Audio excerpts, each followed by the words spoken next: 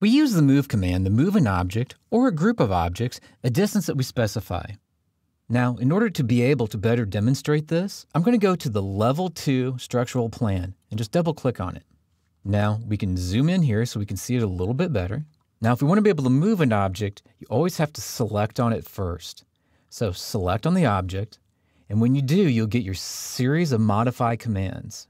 Up here, you see that there's a command called move. It looks like a series of 4 little arrows. Well, if you click on that, it's then going to have you move this object by picking a base point first.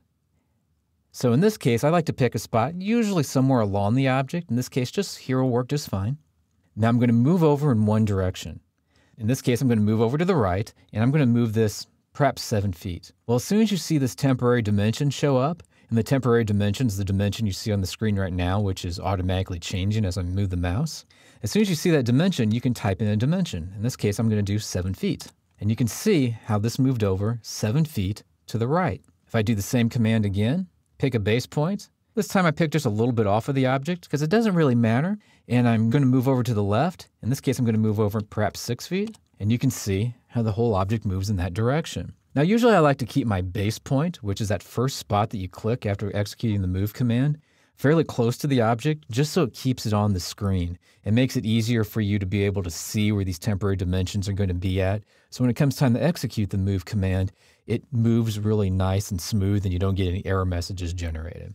Also, another thing for you to know is that if you just move your mouse over an object that you have selected, you'll see that there's 4 different little arrows that show up there. That's the same icon that we're seeing here with the move command. So if you click and hold down when you see those 4 arrows, you can also move that object from side to side or up and down or wherever it is you'd like to move it to. And if you let go, it'll automatically move it to that spot.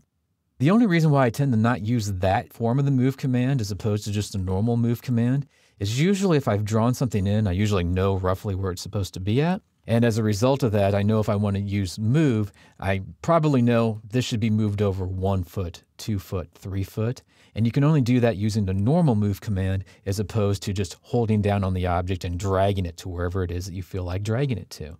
Also, if you ever want to get out of a command, all you have to do is hit the escape key once in order to be able to get out of the actual moving part of the command, and a second time in order to be able to deselect the object altogether and be able to use a different command.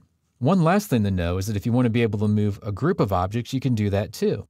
All you have to do is either select on one object and then hold down the control key to select on multiple ones, or, in this case I just clicked out into space to deselect.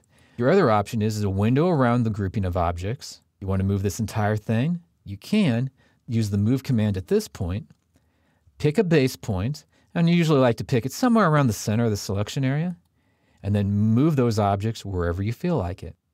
One last thing, I could type in a dimension, but I don't really feel like that. I just want to move it somewhere over here, so I'm just going to click out into space. So now you can see how it moved all those objects right to the location where I wanted them to be at. So the move command can be used to move existing objects. In the next exercise, we'll be using the copy command to create a duplicate of an existing object.